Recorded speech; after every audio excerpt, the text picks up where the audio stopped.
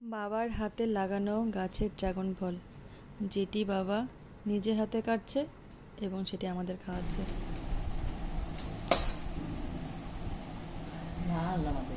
হ্যাঁ, সুন্দর। কাটো কাটো। আরে এটাকে এখন কাটবো কি? 6 ভাগ করবো, 6 জন না আমরা। কেমন সার্ভার করবে? এমনি কাটতো, টুকরো করতো, ওইভাবে খাইতাম। না না, ওইভাবে কাটাই যায় না।